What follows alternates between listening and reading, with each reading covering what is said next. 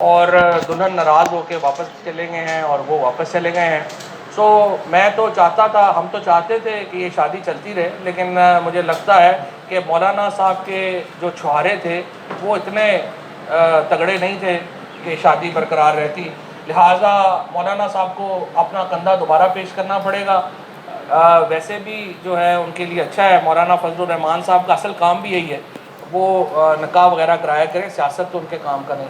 چوہدری صاحب یہ فرمائے گا کہ جہانگیر خان ترین گروپ کے حوالے سے یہ کہا جا رہا ہے کہ اگر علی ظفر کی رپورٹ پہلے نہیں آتی بجٹ سے تو بجٹ جو ہے اس حوالے سے ہم دوبارہ فیصلہ کریں گے کہ آیا یہ بجٹ پاس ہوگا یا نہیں ہوگا. اس طرح کے تحفظات ہیں کہ جان بوجھ کر اس رپورٹ کو لیٹ کروایا جا رہا ہے، اس حوالے سے فرمائیے. جہانگیر ترین صاحب کا جو پورا ایک سمجھیے کہ دھڑا ہے وہ پوری طرح پی ٹی آئی کے ساتھ ہے.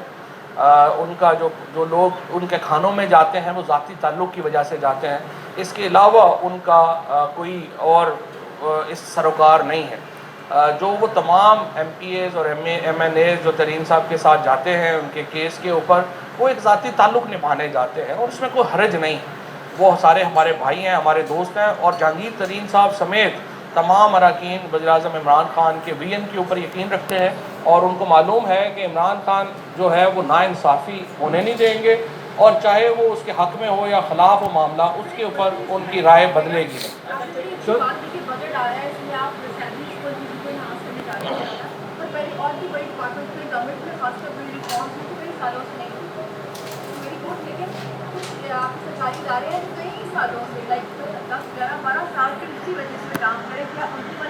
دیکھیے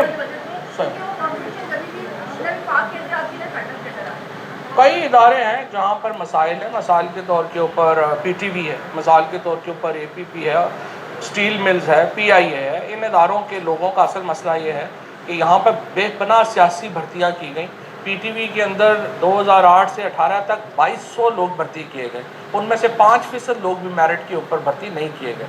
اس کے ساتھ ساتھ اے پی پی کو آپ دیکھیں، ان میں رپورٹرز جو بنیادی کام ہے، وہ جو ہمارے جرنلسٹ ہیں وہ 200-300 سے زیادہ نہیں ہیں، اور 600-700 لوگ وہاں پر مینیجریل پوسٹ کے اوپر لگے ہوئے ہیں. جس طریقے سے ان اداروں کو تباہ کیا گیا، ان اداروں میں جس طریقے سے سیاسی بھرتی، دیکھیں میرے لیے تو بڑا آسان ہے، میں آج ایم این اے ہوں، میں اپنی ہر پولنگ اسٹیشن سے 5-5 7-7 لوگ ان تمام اداروں میں بھرتی کر دوں، میں الیکٹیبل ہو جاؤں گا، لیکن وہ ادارے بیٹھ جائیں گے. سو اس کو ایک پورا، اور اسپیشلی یہ جو خورشید شاہ صاحب آج کل کہہ رہے ہیں 2 سال میں بڑا ظلم ہو گیا ہے میرا جیل میں، ان کو 150 سال جیل میں رکھنا چاہیے جتنا ظلم انہوں نے پاکستان کے اداروں کے ساتھ. اچھا فواد صاحب یہ بتا دیں کہ مولانا فضل الرحمان یہ کہہ رہے ہیں کہ جو طاقت حکومت کو لے کے آئی تھی اگر وہ پیچھے ہو جائے تو یہ ریت کا ڈھیر ثابت ہوگی حکومت. اس میں کیا حقیقت ہے؟ اور مولانا یہ بھی کہہ رہے ہیں کہ ہم جو ہے پی ڈی ایم نہیں مدد مانگ رہے اسٹیبلشمنٹ کے ساتھ. یہ بات انہوں نے جھنڈی کروا دیا یا یہ گئے ہی نہیں تھے ان کے پاس؟ جو طاقت پی ٹی آئی کو اقتدار میں لے کے آئی تھی وہ ہے وہ 2 کروڑ عوام جنہوں نے پی ٹی آئی کو ووٹ دیا تھا، اور اب یہ لوگ اس سے زیادہ ہو گئے ہیں. لہٰذا فضل الرحمان صاحب کے اگلے کئی 100 سال بھی مجھے لگتا ہے کہ وہ لگے رہیں گے، ان میں وہ طاقت جو ہے وہ نہیں آئے گی. مجھے لگتا ہے فضل الرحمان صاحب کو اپنے کشتے بدلنے چاہیے، کمزور لگ رہے ہیں. بتائیے گا کہ آپ نے چھواروں کی بات کی ہے، تو جہانگیر ترین کو چھوارے سے کشمش دیں گے اور شباز شریف کو کورٹ سے کچھ کی ضرورت ہے؟ جو آپ نے بات کی ہے فیٹف کی، یہ دیکھیں میں نے جس طرح سے بات کی ہے جہانگیر ترین صاحب کا، یا باقی میں نے بتایا آپ کو کہ جہانگیر ترین صاحب کو بھی عمران خان صاحب کے ویژن پہ اتنا ہی یقین ہے جتنا باقی پی ٹی آئی کے لوگوں کو. پرابلم نہیں ہے. فیٹف میں انشاءاللہ بڑی کامیابی جو ہے وہ پاکستان کو حاصل ہوئی ہے. میں مبارکباد دینا چاہوں گا اپنی فیٹف میں حماد اظہر صاحب کو جنہوں نے اس کو لیڈ کیا، پھر ہماری لا منسٹری کو جنہوں نے اس کو آگے بڑھایا، اور ایک مل جل کے تمام اداروں نے فیٹف میں جو کامیابی حاصل کی، یہ پاکستان کی کامیابی ہے، اور انشاءاللہ تعالیٰ اس پہ پاکستان ایک منٹ کا ختم ہو گیا. جی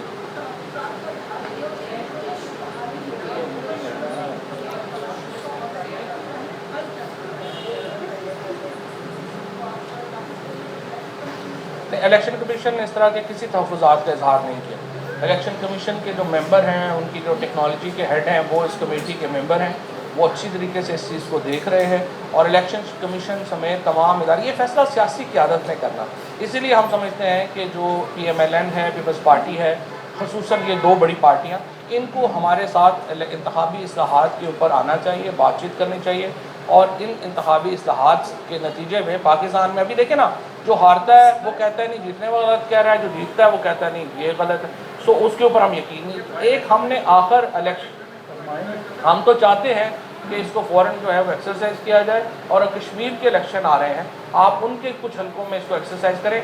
और जैसा कि अभी 4 जो हमारा नेशनल प्रेस क्लब इस्लामाबाद है, पार्लियामेंट्री रिपोर्टर्स एसोसिएशन हैं, फिर मुल्तान और लाहौर की जो बार एसोसिएशंस हैं, और रावलपिंडी इस्लामाबाद की बार एसोसिएशंस हैं, वो EVM के ऊपर ही अपने इलेक्शन कराने चाह रही हैं, और मैं बल्कि लाहौर प्रेस क्लब को भी ये देने जा रहा हूँ EVM के डेमोन्स्ट्रेशन। सो सारे सहाफ़ी और वकला जिनके इलेक्शन सबसे बड़े इलेक्शन होते हैं और सबसे समझिए कि हर साल होते हैं, उनको हम पहले EVM पे ले आते हैं।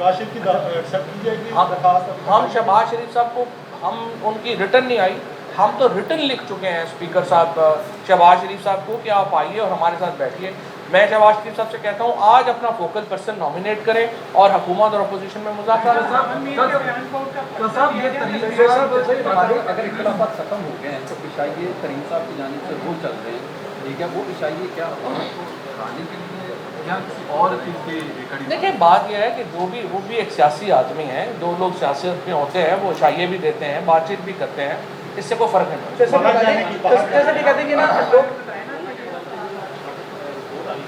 किसकी थी कोरोना के हवाले से, देखिए फाइनेंस मिनिस्ट्री ने उसके ऊपर बड़ी डिटेल्ड अपना जो है वो एक रिपोर्ट जमा करा दी है AGPR के पास। AGPR ने वो रिपोर्ट आगे जमा करानी है। जहाँ तक हुकूमत का ताल्लुक है वो तमाम ऑडिट रिपोर्ट पहले ही जमा कराई जा चुकी है।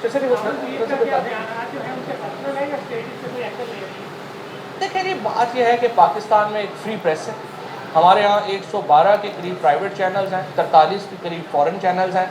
ये जो एक इंडियन लॉबी का प्रोपेगेंडा शुरू हो जाता है इंटरनेशनली कि पाकिस्तान में कोई फ्रीडम ऑफ एक्सप्रेशन नहीं है, हमारे मुल्क में पेक्यूलियर हालात हैं, उनमें के पीछे एक इंटरनेशनल, देखिए 850 वेबसाइट हमने पकड़ी थी जो इंडिया चला रहा था, वो पाकिस्तान के अंदर ये हवा देते हैं कि फ्रीडम ऑफ एक्सप्रेशन नहीं है। हालांकि पाकिस्तान के अंदर जितना आज़ाद मीडिया है, इस तरह की कोई और मिसाल कहीं पे ना कोई और आपको मुस्लिम वर्ल्ड में तो खैर सवाल ही पैदा नहीं होता, आपको किसी और थर्ड वर्ल्ड में भी नहीं मिलती। हमारी प्रेस शायद फर्स्ट वर्ल्ड से भी ज़्यादा आज़ाद है। आप मुझे जर्मनी में ज़रा हॉलोकॉस्ट के ऊपर किसी जर्नलिस्ट को कहें ना ज़रा लिख के दिखाएं, आप ज़रा इनको कहें अमेरिका में कहें ना इसराइल के ऊपर लिख के दिखाएं।